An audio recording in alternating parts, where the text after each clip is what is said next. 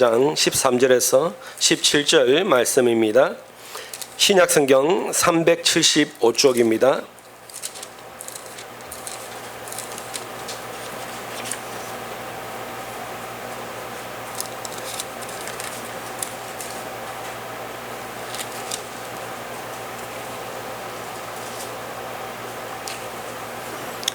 야고보서 4장 13절부터 17절 말씀. 야고보서 4장 13절에서 17절 다 같이 합독합니다. 들으라, 너희 중에 말하기를 오늘이나 내일이나 우리가 어떤 도시에 가서 거기서 1년을 머물며 장사하여 이익을 보리라 하는 자들아, 내일 일을 너희가 알지 못하는도다. 너희 생명이 무엇이냐? 너희는 잠깐 보이다가 없어지는 안개니라. 너희가 도리어 말하기를 주의 뜻이면 우리가 살기도 하고 이것이나 저것을 하리라 할 것이거늘 이제도 너희가 허탄한 자랑을 하니 그러한 자랑은 다 악한 것이라. 그러므로 사람이 선을 행할 줄 알고도 행하지 아니하면 죄니라. 아멘. 오늘은 좀 신학적이면서 성경적이면서도 약간 철학적인 질문이죠. 우리가 믿음 생활을 할 때 가장 중요하면서도 쉬우면서도 단순하면서도 또 이것을 알지 못하면 우리 삶 가운데 또 잊어먹어서 방황하는 인생을 살 수밖에 없기 때문에 가장 중요한 단순한 진리에 대해서 여러분에게 말씀드리려고 합니다. 오늘 우리가 중요한 질문 가운데 우리가 해답이 있어야 됩니다. 그래야 우리가 삶 가운데 방향에 정확한 방향 가운데 달려갈 수가 있어요. 첫 번째가 뭐냐면 나는 어디에서 왔는가예요. 두 번째, 내 삶의 목적은 무엇인가, 내가 무엇을 위해 사는가. 그리고 세 번째, 나는 어디로 가는가입니다. 여러분, 참 쉬우면서도 단순하면서도 이 문제들이 절대 단순한 문제가 아니에요. 그리고 이것을 정확히 알아야 오늘 우리가 신앙생활을 똑바로 할 수가 있어요. 그런데 종종 우리는 신앙생활을 하면서 정말 단순하면서도 쉬운 이 세 가지 질문에 대해서 때때로 잊어버리고 살 때가 있어요. 첫 번째, 여러분, 나는 어디에서 왔는가라는 것입니다. 내 존재에 대한 근본적인 질문이죠. 보통 나는 어디에서 왔는가라고 말한다면 고향을 물어본다든지 뭐 내 가문을 물어본다든지 아니면 우리 부모님이 어떤 분인가에 대한 질문이다라고 생각하시면 잘못된 생각입니다. 나는 어디에서 왔는가라는 것은 더 거슬러 올라가면 인간은 어디에서부터 시작되었는가라는 대한 질문에 답을 가지고 있어야 돼요. 보통 사람들은 딱 두 가지 중에 하나잖아요. 창조론을 믿는가, 진화론을 믿는가입니다. 사람들은 여러분, 찰스 다윈이라는 사람이 진화론을 썼습니다. 우리의 조상은 원숭이다. 그래서 진화가 되어서 뭐 호모 사피엔스 어떻게 해서 인간이 되었다라고 말합니다. 여러분, 그것은 여러분들은 다 잘못된 사실을 압니다. 우리는 하나님이 우리를 창조하셨다라는 사실을 너무나 잘 압니다. 여러분, 항상 그 가장 중요한 걸 아셔야 돼요. 하나님이 인간을 창조하셨고 하나님이 나를 창조하셨다라는 사실을 한순간도 잊으시면 안 돼요. 하나님이 나를 창조하셨다라는 이것을 알아야만 왜 나를 창조하셨는가에 대한 다음의 질문, 내가 무엇을 위해 사는가에 대한 답을 찾을 수 있기 때문에 그래요. 여러분, 하나님이 만약에 우리가 진화론을 생각한다면 성경이 처음부터 다 믿을 수가 없고 오류입니다.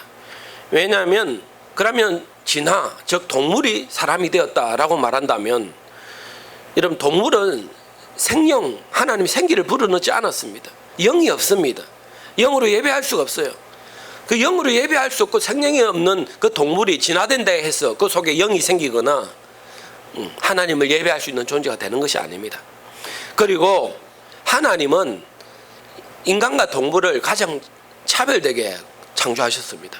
뭐냐면 인간에게 특별한 생기도 불어넣으셨고 모든 만물을, 그러니까 모든 동물들을 정복하고 다스리고 할 수 있는 그런 권세와 권한을 인간에게만 주셨어요. 그렇기 때문에 오늘 오늘 이 지구상에 살 때 인간이 가장 월등한 존재가 된 것입니다. 인간이 똑똑해서도 아니고 인간이 뭐 직립보행을 해서 그렇다느니 뭐 손을 사용할 수 있어서 그렇다는지 그게 아니고 하나님이 처음부터 인간을 창조할 때 가장 월등한 존재로 우리를 만드셨다라는 것입니다. 그럼 왜 동물과 같지 않고 하나님이 동물보다 뛰어난 가장 최상위에 있는 그런 존재로 우리를 만드셨는가? 그것은 다른 것이 아닙니다. 그 살아있는 그 생명을 통해서 영혼을 통해서 그 월등한 힘을 가지고 하나님을 찬양하고 하나님을 경배하라라고 그렇게 만드신 거예요. 그래서 우리는 그 첫 번째 근본적인 질문, 내가 어디에서 왔는가? 하나님께로부터 왔다라는 사실이에요. 그래서 창세기 1장 27절 하나님이 자기 형상 곧 하나님의 형상대로 사람을 창조하시되 남자와 여자를 창조하시고라고 되어 있습니다. 여러분, 하나님이 나를 지으셨다. 물론 부모님이 나를 만드셨죠. 그렇지만 그 이전에 인간이 어디에서부터 왔는가? 그리고 오늘 저와 여러분들은 어떻게 해서 또 교회를 다니며 예수 믿게 되었는가? 우리가 의로워서 믿음이 있어서 그렇지 않아요. 하나님이 우리를 벌써 부모님의 뱃속에 태어나기도 전에 우리를 구원하기로 하나님이 예정하셨다, 작정하셨다라고 되어 있습니다. 우리의 의로운 행동과는 전혀 상관이 없어요. 하나님 우리를 선택하신 거예요. 무조건적인 선택, 이것을 우리는 하나님의 은혜다라고 말을 합니다. 여러분, 선택된 우리, 이 하나님의 선택, 이 여기에 대한 또 질문에 대한 답이 있어야 그 다음 단계도 또 넘어가잖아요. 그럼 왜 나에게 그렇게 은혜를 부으셔서 나를 예수 믿게 하셨는가에 대한 또 답을 찾을 수가 있잖아요. 이사야서 44장 2절 보면 너를 지으면 너를 모태에서 조성하고 너를 도와줄 여호와가 말한다라고 되어 있습니다. 벌써 모태에서부터 나를 조성하시고 우리를 돕기로 작정하신 분이 하나님이시다라는 것입니다. 오늘 여러분들은 세상 사람들하고 다릅니다. 뭐가 다릅니까? 하나님이 나를 평생에 도와주시기로 작정하시고 우리를 조성하셨다, 지으셨다라는 거예요. 하나님께서 오늘 또 여러분들을 도와주시고 지키시는 그 손길을 믿으십니까? 예, 저를 보세요. 저를. 하나님이 오늘 또 우리를 의로운 손으로 지키시고 도와주시는 것을 잊으시면 안 돼요. 그 염려 걱정하지 마세요. 하나님이 의로운 손이 우리를 붙잡고 있는데 그 악한 원수마귀가 우리를 아무 하지 못하게 할 것이고 죄의 근세가 우리를 흔들 수 없어요. 여러분, 하나님이 철저하게 여러분들을 간섭하고 계십니다. 만약에 여러분, 우리나라는 참 살기 좋은 나라잖아요. 그 살기 좋다라는 말은 법이 철저한 거예요. 법이 철저합니다. 대부분의 후진국이나 살기 어려운 나라들, 좋은 여건이 아닌 나라들은 법이 제대로 작동을 하지 않아요. 그런데 우리나라는 철저하게 법이 작동을 합니다. 우리나라 불과 한 20-30년 전만 해도 누가 교통 만약에 범칙금을 내는 교통경찰에게 잡히면 어떻게 합니까? 항상 돈을 10,000원이나 5,000원 지니고 다녔다가 그 교통경찰에게 아유 식사하세요 주면 그 사람이 한 30,000원 50,000원 끊을 것을 아이고 뭐 이렇게 하면서 슬쩍 받아서 넣었죠. 그래서 그 당시에 경찰 몇 년만 하면 뭐 집이 몇 채를 넣는다라는 그런데 요즘에 여러분 그런 거 하면 어떻게 됩니까? 이제 그 인생은 종을 치게 돼 있습니다. 절대 우리나라에서 더 이상 그렇게 할 수 없게 돼 있습니다. 옛날에 여러분 우리 공무원들 참 공무원 월급이 박봉이죠. 그런데 옛날 공무원들은 다 부자였어요. 왜 그런지 아세요? 특히 건축가나 어떤 이런 데 있으면 뭘 하려면 뇌물을 안 주면 일이 통과되지 않아요. 그래서 한 돈 몇십만 원 이렇게 찔러주면 안 되는 일들도 일사천리로 되는 거예요. 그런데 아직도 후진국들은 여러분 그런 것이 통하죠. 그래서 저번에 우리 박혜식 선교사님 이야기 들어보면 방글라데시는 돈을 안 주면은 일이 하나도 안 된다는 거예요. 법이고 뭐고 아무 상관이 없어. 그냥 공무원들에게 무조건 돈을 줘야 되는 거예요. 예. 돈을 안 주면 아무 일도 안 돼요. 그리고 제가 그때 우리가 의료 선교망 할 때 옷을 이제 막 우리가 몇백 킬로씩 이렇게 보내주잖아요. 아주 좋은 옷이거든요. 보내줄까요? 물어보니까 그거 보내도 상관없다는 거예요. 일단 우리가 아무리 택배를 보내도 거기서 받을 때 세관 공무원들이 뭐 여기에 대한 관세나 이런 것을 우리나라는 정확하게 딱 기준이 정해지지 않습니까? 차 한 대는 얼마, 뭐 옷 한 벌 얼마 이렇게 정해져 있는데 거기는 그게 없어요. 세관 공무원들이 얼마 주시오 부르는 게 값이에요. 그런데 이들이 선교사나 외지인들이 어떤 물건을 받을 때는 자국민들보다 많게는 10배, 20배 이상 그 세금을 부르기 때문에 우리가 아무리 옷을 공짜로 보내줘도 그 세금을 내고 가져오는 돈이 너무 비싸기 때문에 받을 수가 없다는 것입니다. 그러니까 보내지 말라는 거예요. 보내줘도 못 받아요. 여러분, 이 우리나라는 요즘에 참 법이 철저하잖아요. 김영란법, 절대 공무원들 요즘에 옛날에는 대가성 없이 돈 받아도 대가성이 밝혀지지 않으면 처벌받지 않지만 요즘에는 무조건 대가성이 있든 없든 돈은 뭐 3만 원, 5만 원 이상의 항을 받게 되면 무조건 법에 어기는 거라서 처벌을 받게 돼 있습니다. 요즘에 교통경찰들 돈 주면요, 주는 사람이나 받는 사람 다 처벌받습니다. 우리나라 참 살기 좋은 나라죠. 법이 철저하게 우리나라를 지배하고 있는 것은 좋은 거예요. 그게 어렵기도 하지만 좋은 거예요. 하나님의 백성들이 철저하게 하나님의 간섭을 받는 것은, 하나님의 법 아래 철저하게 지배를 받는 것은 너무나 좋은 것입니다. 여러분, 법이 무법천지가 되는 나라는 살 수가 없는 거예요. 마귀가 덕실덕실 하는 거예요. 하나님의 법 아래 내 마음대로 사는 그 나라는 여러분 쾌락이고 향락이고 즐거움일지 모르겠지만 마귀가 역사하는 거예요. 하나님의 법을 무시하면, 하나님의 법을 떠나면 마귀가 우리를 주관해서 죄악 가운데 나락으로 떨어질 수밖에 없는 것입니다. 그럼 다윗이 하나님의 법대로 살 때는 하나님을 두려워하고 하나님이 기름 부음 받은 그 사울 왕도 해할 수 있는 기회가 2번이나 있었지만 하나님의 법을 존중해서 그거를 해하지 않습니다. 그런데 나중에 그 마음이 교만해지고 하나님의 법을 무시할 때는 바세바 사건을 범죄하게 되죠. 철저하게 하나님의 징계를 받게 되죠. 여러분, 그것이 다윗에게는 좋은 거 아닙니까? 그렇게 죄져도 자기 마음대로 살아도 하나님이 간섭하지 않고 놔준다면, 하나님의 법의 지배를 받지 않는다면 대부분의 인간을 죄를 짓게 돼 있어요. 그렇지만 얼마나 다윗은 철저하게 하나님이 간섭하십니까? 징계의 간섭이잖아요. 오늘날 여러분들이 하나님의 그 법 앞에 간섭을 받으셔야 됩니다. 그것은 축복입니다. 사랑의 반대말은 무관심이잖아요. 하나님 우리를 사랑하시기 때문에 간섭하시는 거예요.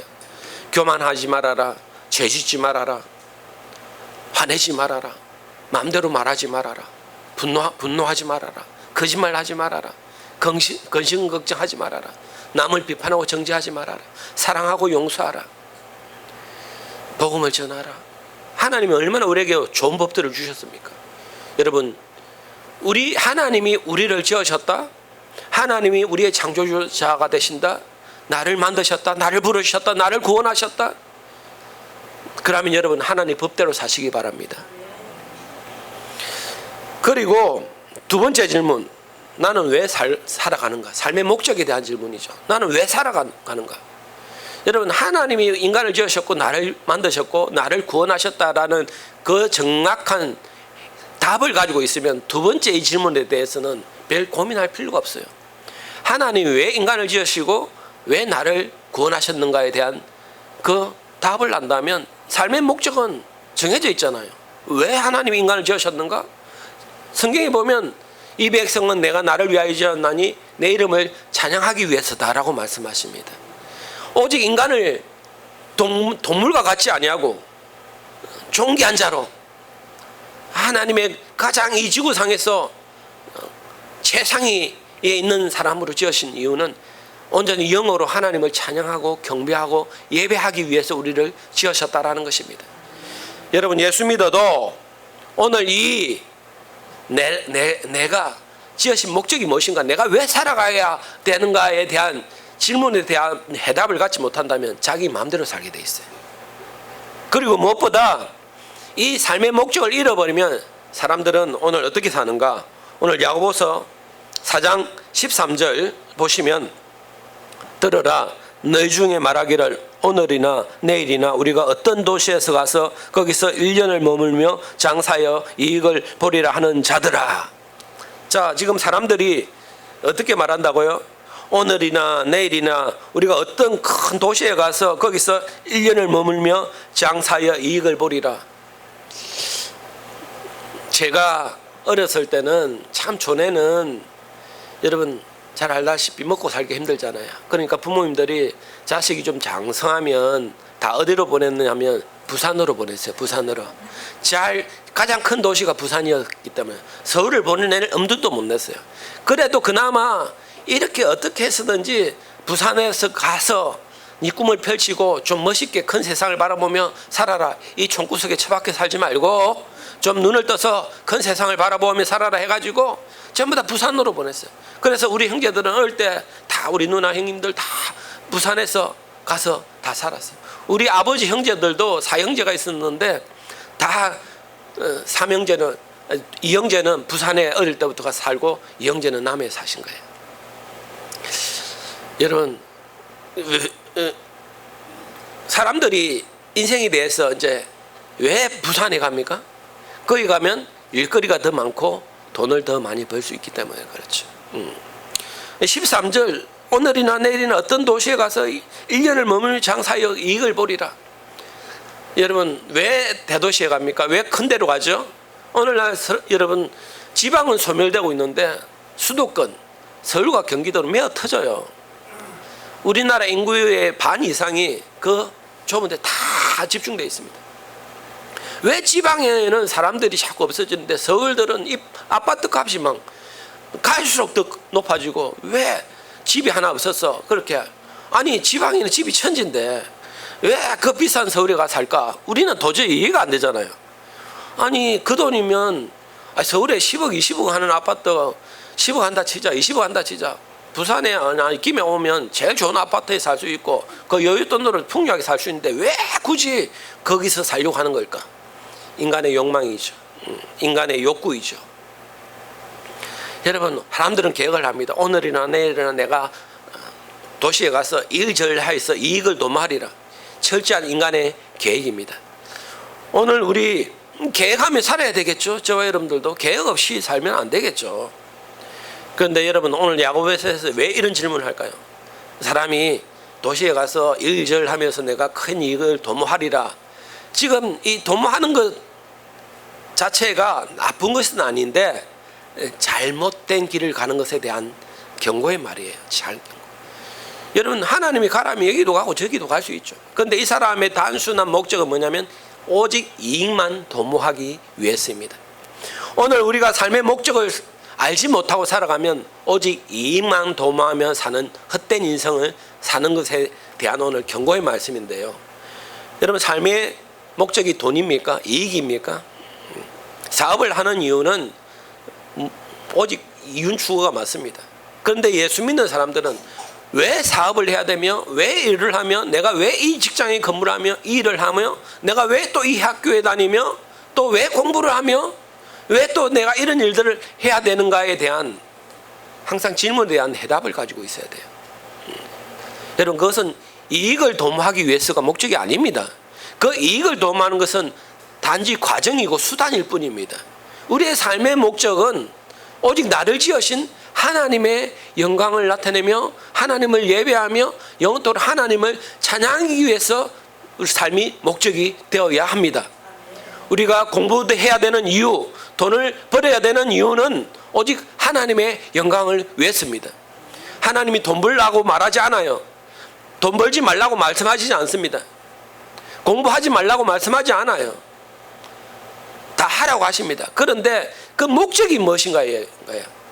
사람들은 오직 목적이 없이 무조건 돈만 많이 벌 생각만 해. 높은 자리에 앉을 생각만 해. 인생이 그렇게 살아서 나중에 뭐가 남나요? 결국 지옥 가는 거예요. 지옥 가는 거. 그런데 여러분 오늘날 예수 믿으면서도 세상 사람들하고 똑같이 그렇게 살아서는 안 된다라는 것입니다. 여러분 내가 어디서 왔는가? 존재의 목적? 하나님이 나를 지으셨다. 하나님이 나를 구원하셨다. 그러면 왜 하나님이 나를 인간을 지으시고 만드셨는가? 하나님을 찬양하기 위해서다. 여러분들의 삶의 목적은 결국은 마지막은 천성이잖아요. 천국이잖아요. 그럼 하나님이 왜 우리를 천국으로 들이시는가? 가만히 보면 우리가 천국 가는 것도 사실 그것이 목적은 아닙니다. 그냥 하나님을 찬양하기 때문에 하나님 천국으로 이사시키는 거예요. 왜 그러냐면 천국에서도 우리가 할 일은 무엇입니까? 하나님을 찬양하고 예배하는 것이기 때문에 그렇습니다. 천국 자체가 목적이 아니에요. 하나님을 찬양하니까 그곳에 이사시켜서 그곳에서도 하나님을 찬양하게 하는 것입니다. 우리가 예수 믿어도 삶의 목적대로 우리를 지으신, 인간을 지으신 목적대로 살지 않으면 하나님은 우리를 뭐라 그러냐면 가라지다라고 말해요. 가라지다. 그 말은 쉽게 표현해 보면 쓰레기다라는 거예요. 쓰레기다. 여러분, 사람은 오늘날 우리가 분리수거를 하잖아요. 쓰레기는 다 버려 없애는 거예요. 필요가 없는 거예요. 제가 여러분 경각심을 주기 위해서 이렇게 표현을 하는 겁니다. 가라지라는 말은 필요가 없는 거잖아요. 불태워버리는 거예요. 알곡이 필요한 것이지. 알곡은 무엇입니까? 삶의 목적대로 살아가는 것이 알곡입니다. 하나님, 여러분들이 삶 속에서 여전히 하나님을 찬양하고 있습니까? 여러분, 오늘 예배 한번 드렸다고 해서 내 의무를 다했다라고 생각하시면 안 돼요. 오늘 예배 한번 드린 것으로 내 삶의 목적을 다 이뤘다라고 생각하시면 안 됩니다. 매 순간 매 순간 하나님을 찬양하는 삶을 사셔야 돼요. 내가 먹든지 마시든지 무엇을 하든지 하나님의 영광을 위해 하라. 이 말 속에는 여러분 많은 의미가 있잖아요. 우리가 어떻게 먹을 때마다 마실 때마다 하나님의 영광을 위해서 일하는가. 삶의 1분 1초 어떤 작은 것을 할지라도 그 속에 내가 하나님의 영광과 관련이 되어 있는가. 그런데 우리가 삶을 살다 보면요, 가만히 보면 하나님의 영광하고는 전혀 상관없는 세상에 보잘것없고 쓸데없는 그런 일들에 목숨 거는 일들이 얼마나 많습니까? 하나님께 예배드리기 위해서 목숨 들어보셨어요? 여러분, 하나님께 정말 내 사명을 감당하기 위해서 내가 모든 걸 드려도 아깝지 않는 그런 마음을 가져보셨어요? 그런데 하나님께 예배하는 시간은 아깝고 하나님께 드리는 것은 아깝고 내 삶을 위해서는 하는 것은 하나도 아깝지 않다.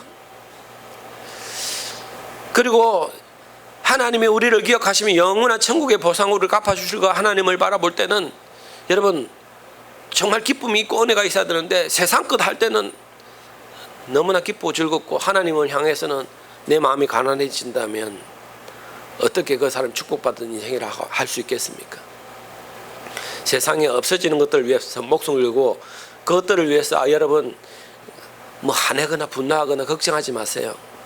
내가 어떻게 하면 더 하나님의 뜻을 이루며 하나님 만드신 목적대로 왜 합당하게 살까에 대한 더 고민과 고뇌를 하시기 바랍니다.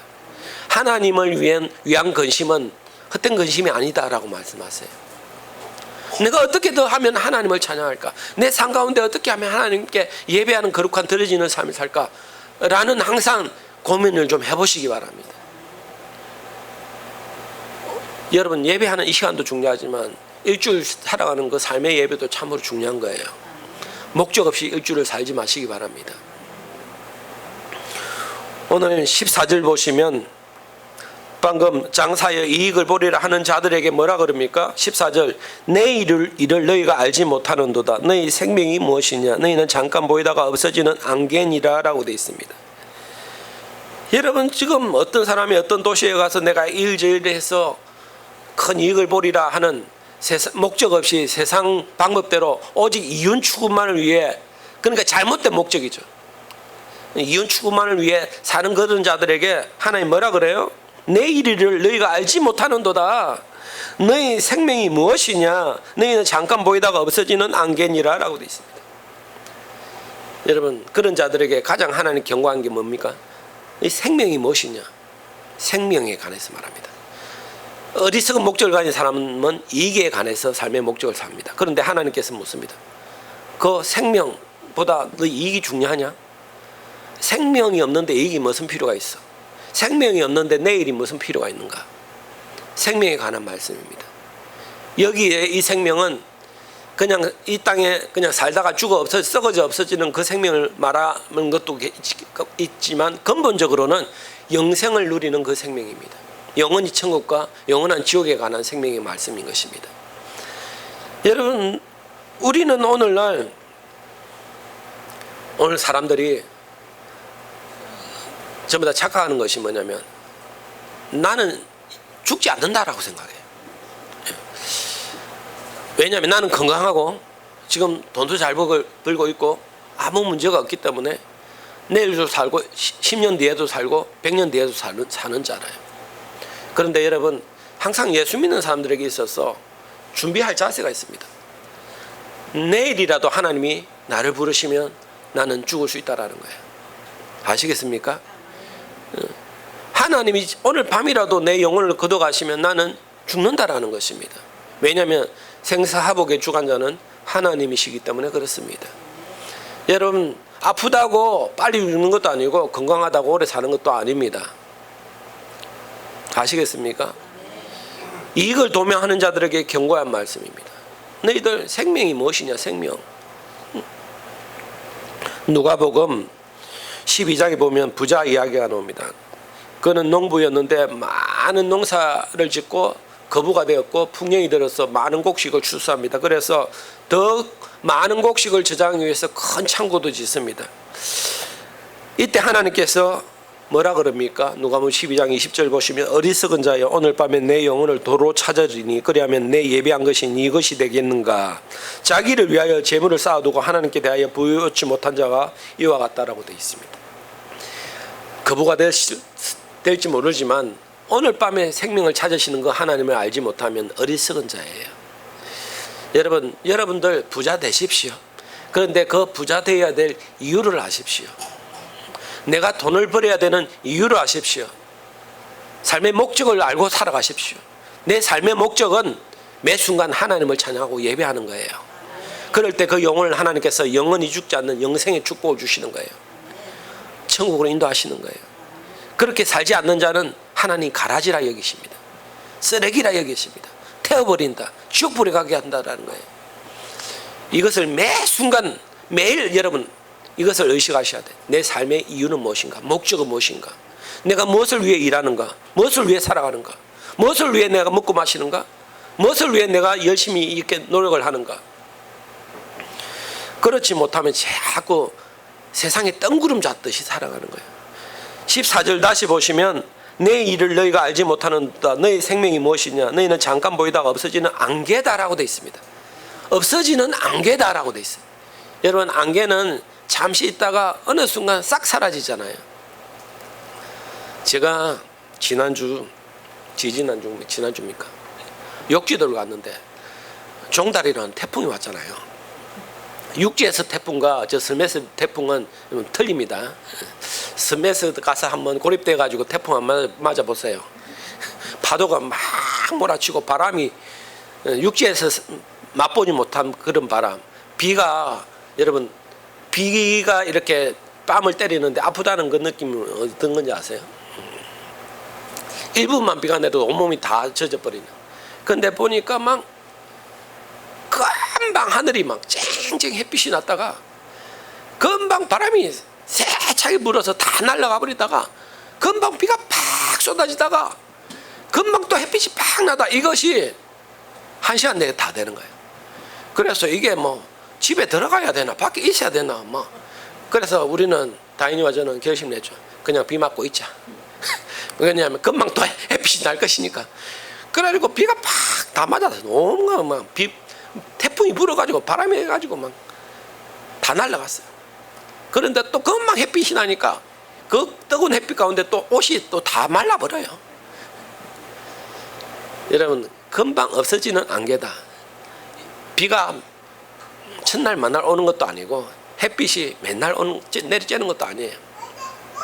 여러분, 비가 아무리 좋지만 맨날 오면 홍수 나고 햇빛이 아무리 좋지만 맨날 내리쬐면 사막이 되는 거예요. 하나님은 적당한 비와 적당한 햇빛을 주시는 것이죠. 오늘 모든 것의 주관자는 하나님이시잖아요. 금방 없어지는 안개다라고 돼 있어요. 우리 생명은요 금방 없어지는 안개예요. 안개 같은 우리 짧은 이 순간에 우리가 지금 얼마나 우리가 아둥바둥 사는지 한번 좀 느껴보세요, 여러분.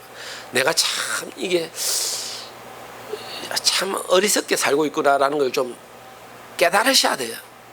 물론 하나님 보시기에 저와 여러분들이 이렇게 세상 사람들보다는 여러분들이 얼마나 합당하게 지금 예배하며 하나님을 찬양하는 모습이 얼마나 하나님 보시기에 합당합니까? 그런데 그 속에서도 우리가 이 삶의 목적을 잃어버리면 정말 아둥바둥 아무것도 아닌 것에 생명 걸고 목숨 걸고 화내고 분노하고 그냥 안개같이 사라지는 아무것도 아닌 일들에 우리 마음이 뺏겨버리고 그렇게 사는 거예요. 깨달으셔야. 멀리 보세요. 넓게 보세요. 제가 항상 여러분들에게 주는 약이 있잖아요. 그 약은 뭐냐면 시간이라는 거예요. 시간이라는 거. 시간 지나면 다 아무 상관이 없다라는 거예요. 뭐 지금 당한 일들이 막 큰일처럼 보이고 뭐 이래도 시간 지나면요 아무 상관이 없는 거예요. 시간 지나면 깨달아집니다. 아, 하나님의 은혜였구나. 하나님의 간섭이었고 하나님의 계획이었구나. 하나님이 우리에게 좋은 약이었구나. 다 알게 됩니다. 시간 지나면 다 알게 되고 깨닫게 되고 감사할 일만 남는데 여러분 그 맞닥뜨린 그 시간을 여러분 어찌 보면 축복도 되고 환난도 되겠지만 교만도 해지지 마시고 좌절도 하지 마시기 바랍니다. 그리고 인생의 이제 세 번째 질문. 나는 어디에서 왔으며 무엇을 위해서 사는가? 마지막 내가 어디로 가는가에 대한 것입니다. 여러분 오늘 보니까 잠깐 보이는 안개다라고 돼요. 사라져. 안개는 사라져요. 그런데 이 안개는 영원히 사라지는 것이 아니겠죠. 영원히 사라지는 것도 있겠지만 영원히 사라지지 않는 것도 있다라는 것입니다. 오늘날 저와 여러분들이 예배하는 이 시간들, 이 모습들, 하나님 앞에 아름다운 모습들, 선행들은 영원히 사라지는 것이 아닙니다. 그래서 15절 보시면 너희가 도리어 말하기를 주의 뜻이면 우리가 살기도 하고 이것도 저것도 하리라 할 것이거늘이라고 되어 있습니다. 자, 15절에는 올바로 깨달은 사람에 대한 말이죠. 주의 뜻이면 우리가 살기도 하고 이것저것도 할 것이다 라고 말해요. 그런데 이것저것을 하는데 무엇을 하며 살아야 되는가? 이것저것도 할 거잖아요, 여러분. 그런데 그 해답은 16절 17절 보시면 이제도 너희가 허탄한 자랑을 하니 그러한 자랑은 다 악한 것이다 라고 되죠.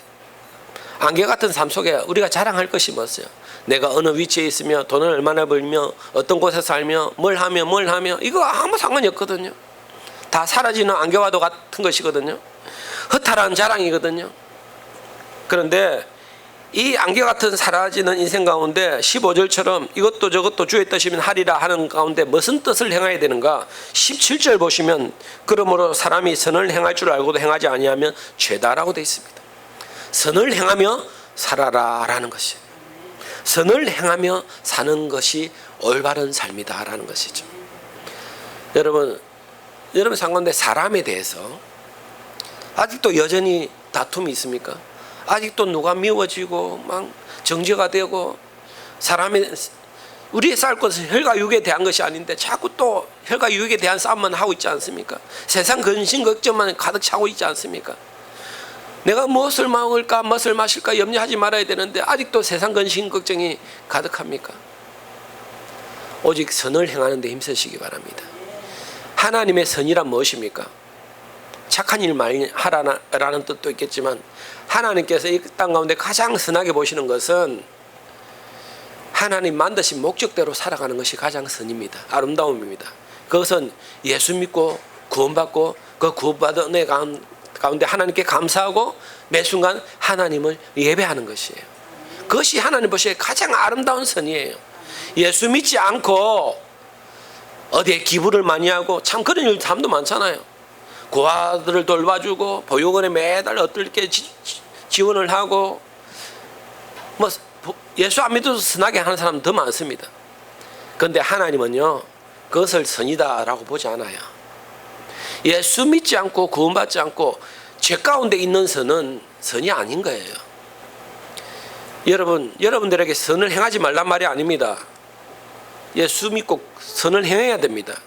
그런데 첫 번째 예수를 믿어야 됩니다. 그리고 하나님께 예배해야 됩니다. 그런 가운데 하나님이 원하는 선을 이루어가야 됩니다. 그 선은 없어지는 것이 아니다라는 거예요. 여러분, 우리는 어디로 가냐? 고린도후서 5장 1절 보면 만일 땅에 있는 우리의 장막이 집이 무너지면 하나님께서 지으신 집고 손으로 지은 것이 아니요 하늘에 있는 영원한 집이 우리에게 있는 줄 아나니라고 되어 있습니다. 이 땅의 장막집 무너진다. 우리의 목숨, 생명이 끝난다. 그러면 이 집은 영원히 무너지는 것이 아니라 하늘에 있는 장막집이 있다. 우리의 생명은 천국으로 인도되어진다라는 것입니다. 여러분, 하나님이 우리를 지으셨어요. 하나님 우리를 구원하셨어요. 그러면 하나님 뜻대로 살아가요. 그러면 하나님은 우리를 어디로 가게 하는가? 영원한 천국으로 인도한다라는 것입니다. 아까도 말했지만 천국 가는 게 목적이 아닙니다. 천국 가서 하나님을 찬양하는 게 목적입니다. 왜 천국을 가는가? 천국 가서도 하나님을 예배하기 위해서 하나님이 천국으로 인도하시는 것입니다. 빌립보서 3장 20절 보면 우리의 시민권은 하늘에 있는지라 거기로서 구원자 곧 우리 주 예수 그리스도를 기다린다라고 되어 있습니다. 저와 여러분들은 하나님의 시민권을 가진 자들이에요. 여러분, 여권 파워라고 있습니다. 여권 파워.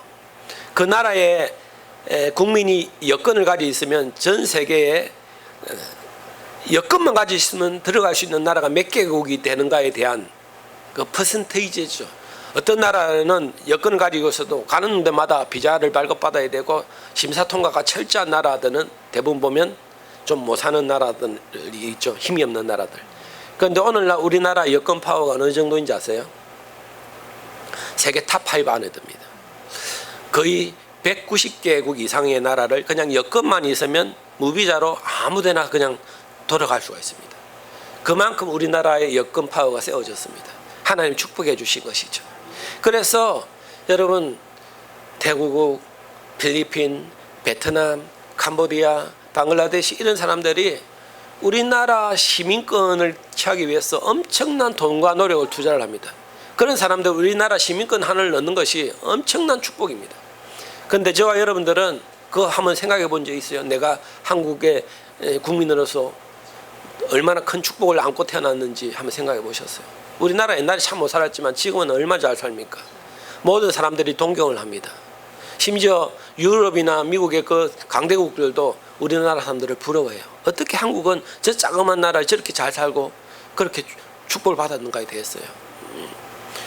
여러분, 그보다 더 축복이 우리의 시민권은 하늘에 있다라는 것입니다. 저와 여러분들은 하늘나라를 무비자로 들어갈 수 있는 거예요. 하나님 우리에게 여권을 주셔서 천국 시민권의 여권을 주셨어요. 너는 내가 심사가 필요 없다. 너희들은 무조건 천국이다. 천국 백성이다. 하나님의 자녀다라는 것입니다. 저와 여러분들은 하늘나라에 간다라는 것이야. 천국 간다라는 것입니다.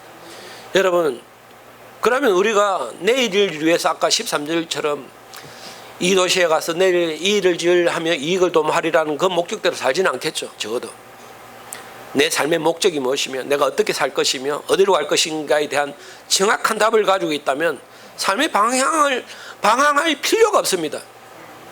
항상 이 세 가지 질문에 대해서 수시로 체크하세요. 내가 어디에서부터 왔으며 무엇을 위해 살며 어디로 가는가에 대한 이 질문들 그리고 답들. 여러분 이제 결론 내리셨죠? 내가 어디서 왔으며 무엇을 위해 살며 어디로 가는가. 첫날 만나 사는 거 아니에요. 여러분 오늘 밤이라도 하나님 부르시면 가야 됩니다. 우리의 갈 길은 다 정해져 있습니다. 오늘 저 예배하는 여러분들은 다 천국 갑니다. 그 천국 가는 그 영광을 가지고 사는 여러분들 수시로 때때로 오직 하나님만 찬양하며 경배하며 사시기를 주님의 이름으로 축복합니다. 이 시간 기도하실 때 하나님